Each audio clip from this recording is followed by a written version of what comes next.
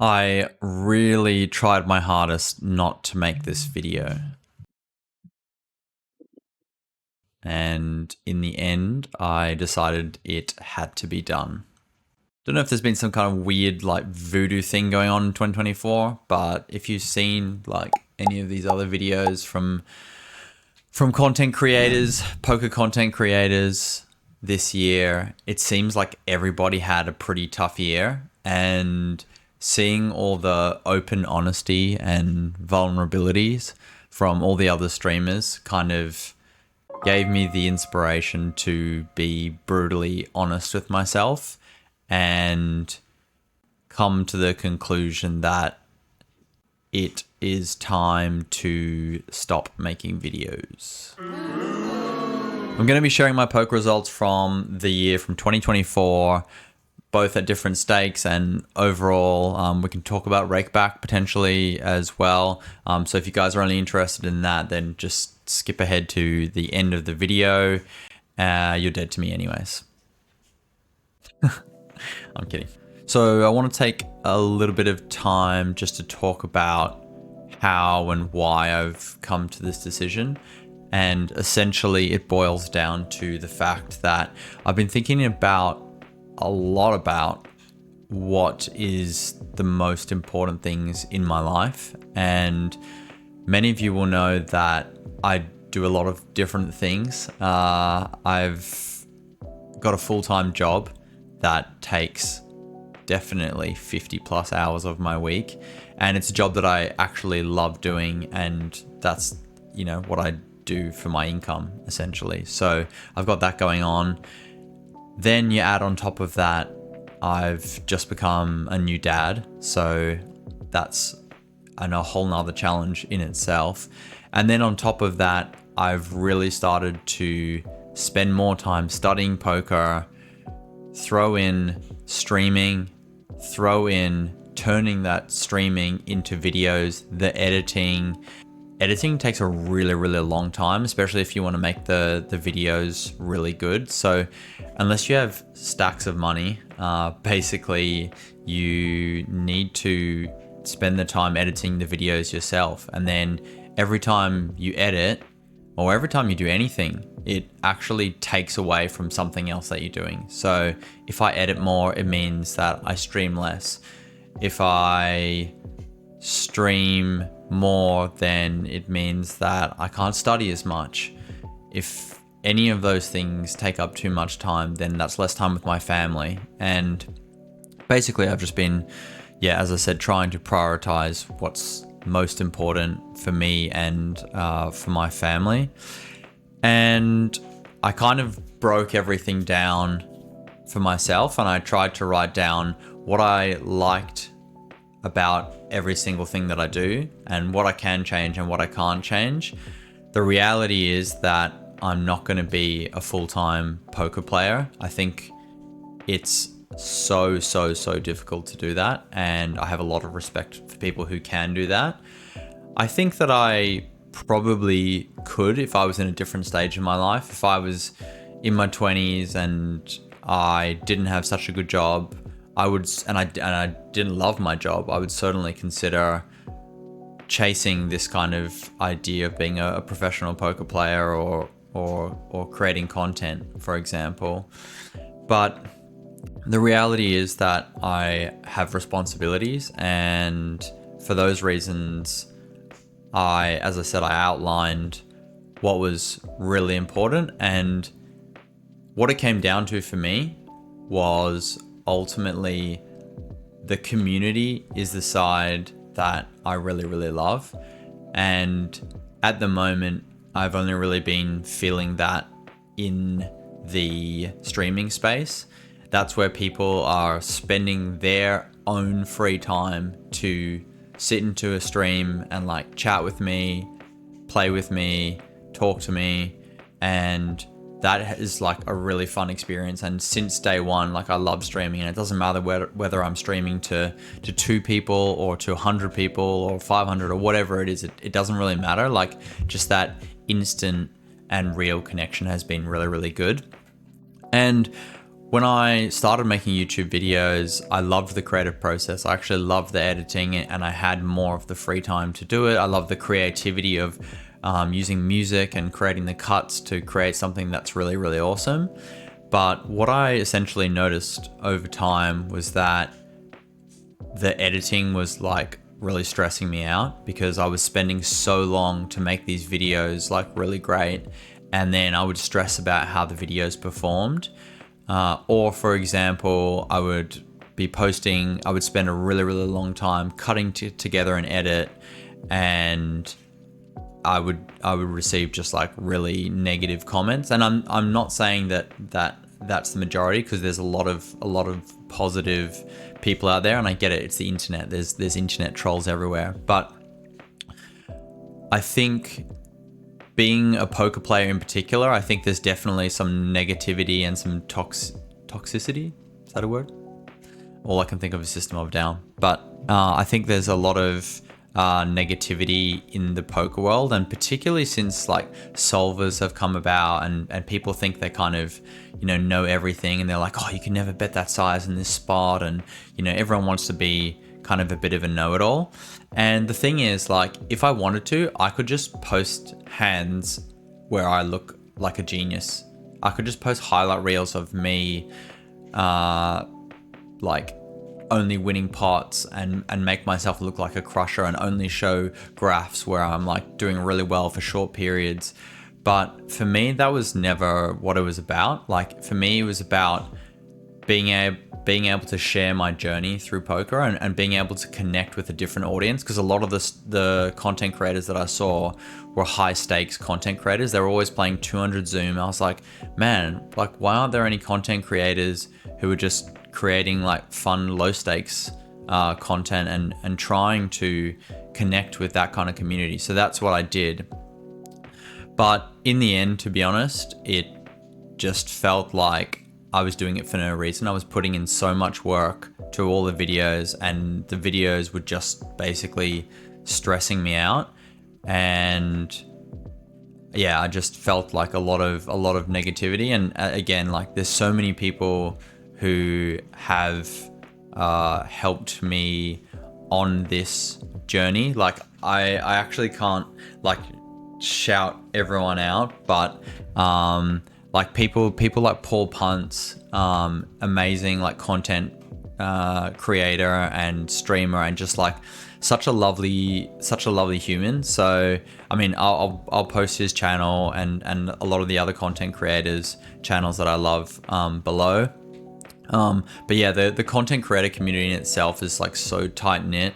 Like, two like other examples that I can give like off the top of my head. One was like Positive Poker. I don't know if you guys know him. He had a channel of like a similar size to me, and he decided to quit poker, I think like 2 years ago or something, or 1 year ago. And I reached out to him, and he was like, yeah, absolutely, I'll chat to you about it and like talk you through my experience. And he spent like a solid like 45 minutes of his own time just like letting me basically like vent and like chat through my whole process. Like, this is someone on the internet who I've never met, I don't really know, and he took time out of his own day to do that.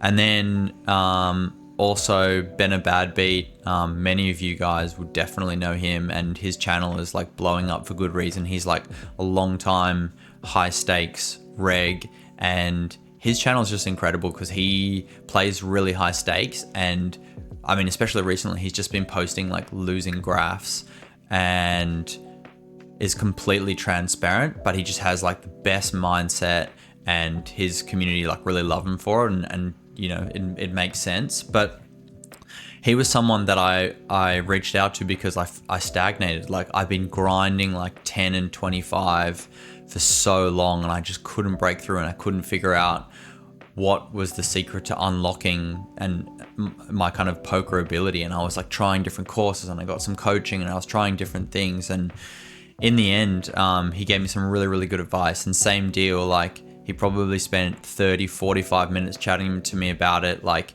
he's a high stakes like poker coach. Like, it would have cost hundreds of dollars probably to have a coaching session with him, and he just caught up with me for free out of the goodness of his heart. So all that to say basically that there's an amazing kind of group of content creators out there. So yeah, make sure that you guys do really think about everything that you say in the comments, and please do go and give them a lot of love, because I can tell you firsthand like the amount of effort that goes into everything that they do. So God, this has been like a ramble. I don't know. I think I've been rambling for like 10 minutes. I have no idea if I'm gonna edit this all out, or if I'm just gonna like let this go as kind of like a long ranty kind of video, and if anyone wants to watch it, they can watch it, and if they don't, then that's cool too. That's kind of, I just wanted to say that, yeah, that's basically the reason why I've decided to stop making videos, is that the juice isn't worth the squeeze anymore for me. And I've loved the creative exercise of creating videos, and I don't think personally that my YouTube journey is done right now. And that to say, I don't necessarily think it would be poker, because I just love creating content. So I might end up starting like a new YouTube channel. I'm like super interested in like all the production elements. This is another thing I forgot to mention. Like, you don't even realize, like, setting up microphones, adjusting all the settings to be perfect, like getting like a nice quality camera that you see here, like with a nice blurred background so everything's clear. Like there's lighting up here that you don't see, that's like shining in my face every time I like stream. There's so much effort and time that goes on behind the scenes of these videos, and all you seem to see is just like a locked off camera. So it's a lot of work. But yeah, basically for me, I have decided to give this up for now, as a way to really focus on the things that are important for me and that are giving enjoyment to me at the moment. So for me, that's number one, my family, and then also, you know, continuing to like do things outside of work, like play heaps of sports. I'm not quitting poker. I want to keep studying poker with a study group that Benna helped me set up with a bunch of awesome Aussies, and I want to keep getting better. And I would love to get to the phase where I feel confident playing like 1 and 200 NL. But who knows if we'll actually get there. But now I'm enjoying the strategy and I'm enjoying playing poker. So yeah, so that's basically the reason why I'm deciding to put a halt on the channel for now. So before we get into all the results, I just wanted to take the time. I've already said thank you to a couple of kind of creators. There's heaps more, by the way, that I regularly watch all of their content. There's so many good content creators out there, but I just want to take a little bit of a quick second to say thank you so much to the people in the streams and in the Discord, and the people who like just show up every single week, basically write positive comments, share love. Like, those are the people who can tell when I'm like tilting for fun and when I'm like genuinely tilted. And those are the people that are basically saying like, come on man, refocus, like you got this. And like they'll be the first person to laugh when I'm like joke tilting, and then the first person to like also come to my aid when shit's not going well. So I'm not going to mention people, but you kind of know who you are, the people who are always there in the community. So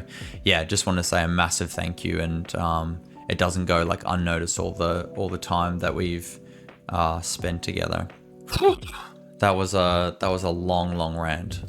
Alrighty guys, so let's take a look at some of the graphs. I'm going to go through stake by stake and talk a little bit about each stake briefly, and then we'll see how we go. So first one is 10NL. Those of you guys who have been around watching me play 10NL for a couple of years know that this is just a stake that I really struggled with. By the way, I'm just gonna show my GG Russian cash graphs.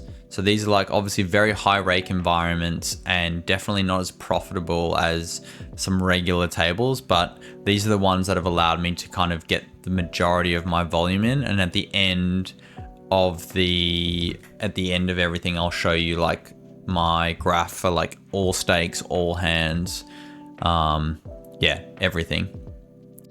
So firstly, Tenenel obviously started the year like pretty bad, and I think I had this like kind of come to Jesus moment. I obviously started the year running like terribly, but I had this kind of come to Jesus moment where I was like, you need to like pony up and start like getting a bit of a solid strategy and playing a lot better and a lot more disciplined. And it was around that time that, around just when this started to turn around, that I started to play a lot more disciplined. I got my tilt like massively under control. I was starting to learn a couple of new strategies that I hadn't really done before. And as you can see here, like we ran so disgustingly. So like this is about 16 buy-ins below EV. And despite running horribly below EV, we still managed to turn a profit over about 50k hands. And then I think the win rate for that, let's have a look, is about one big blind per 100, which is not actually that bad. Obviously you'd love to be winning more, but if you considering that's post rake, it's actually not that bad at all. And by doing this with my rake back, I was able to finally move up to 25 and shot take 25. So we'll move along to 25 and see how that one was going. Here we go. So this is Russian cash. And I'm going to have to move my camera down here. That's how disgusting this was. Obviously like a massive learning curve here. We played about 62,000 hands, even despite apparently running above EV. We were down like a lot, like massive losing. What is it? Minus 5 big blinds per 100. That's not actually that bad over that sample. It could be worse. But basically, I think a large chunk of this was me not playing very well and like not translating, probably being a little bit money scared while I was shot taking. The one thing that kind of saved me here is moving up to 25. Obviously you start earning more rake back. So even though it looked like it was really bad, well, it was really bad, I think I basically got saved by rake back. And due to a couple of streamer promotions, I was actually building my bankroll while losing, which is kind of weird. And then towards the end of 25 here, the last kind of like 20k hands or so, I think it was from about here, I started to feel like a lot more confident. And I think it was around here that I was kind of having that meltdown moment where I was like, I need to like be better. I need to like do something. And I think the reality is I was just basically not studying.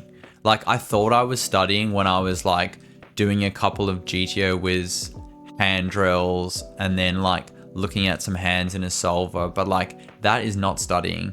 And I've since learned that you need to actually do a lot of the boring study. You need to like really painstakingly go through the solver, understand the heuristics, drill specific spots where you're really weak.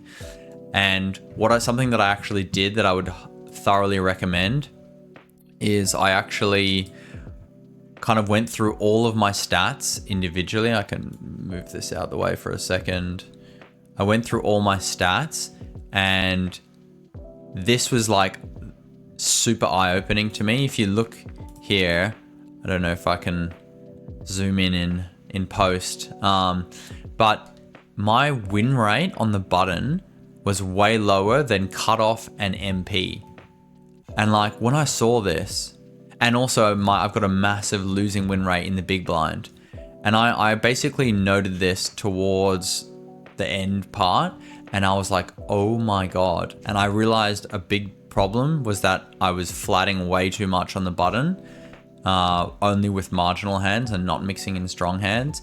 And then the big blind, I was just not 3-betting enough appropriately, like, and just losing so much EV just from small pre-flop things like that. And so I really took the time and suddenly changed my my kind of time split from probably 95% playing and 5% study to a 50-50 mix of studying and playing. And then all of a sudden, like, everything like unlocked. And I honestly did that for like a month and a half, 2 months, and already things like just were getting so much better. And then it got to the point where my bankroll was like just enough and I felt kind of confident. So I decided to take a shot at 50 and just see what happened, because I felt so confident after studying. And then we moved up to 50 towards the end of the year, and this is what happened. So obviously, like, running very, very hot here, but it was, I don't know how to describe it other than I felt like a new person. Like, and by the way, I understand, like, if anyone's gonna say in the comments, like, this is such a small sample, it is. You can 100% just be lucky, and obviously I ran above EV as well, but I felt different when I was playing this 30k hand sample. I felt way more confident. My red line like massively improved. Like, if we go back to the positional win rate here, look how this has transformed. Like, from before where I was talking about, now I'm actually winning more in the big blind than the small blind, and button is now my most profitable position. And like, that is 100% just because I studied and I really worked on those spots and I immediately saw the results. So it doesn't always happen like that, obviously. Yeah, and this is, as I said, this is a small sample size, but it kind of gave me the motivation that I had really been looking for. So this happening towards the end of the year really just like boosted me and made me want to study more and made me more excited. And then, of course, like, I don't know what you call it, like winner's tilt or something like that. But basically I started getting, I think around here when I was dominating, I actually thought that I was like, I'm an absolute crusher. I think at this stage it was like winning for like 20 big blinds per 100. And I was like, I'm unstoppable. I'm going to be like a 200 NL like reg crusher. Obviously not the case at all. And looking now, I think the win rate is around like 9 big blinds per 100, 10, nearly 11 big blinds per 100, but again, over a small sample. But this basically gave me the confidence to then go and shot, and the bankroll actually, to go and shot take 100. So I decided to play a bit of 100. And as we can see here, I got absolutely dominated. I started off like kind of just break even. And again, 10,000 hands, tiny sample. But we ran well and still managed to lose 7 buy-ins in this short period. And it just really was a wake-up call playing this stake. How much more aggressive players were defending properly. It was definitely, for me, a noticeable step up. But again, the sample's probably too small. So with that being said, my plan is probably to stick at 50 and keep studying until I feel really confident. I'm just going to keep shot taking 100 until I feel like I kind of belong there. But from 2 years ago, like, can't even beat 10 NL, to suddenly like feeling a lot more confident, it's a big improvement. So let's have a look at all the stakes for the whole year. This will be including reg tables as well, and it's a pretty hilarious graph. So on GG, and there's also, I think, probably about 40k in Ignition, but we played 160,000 hands.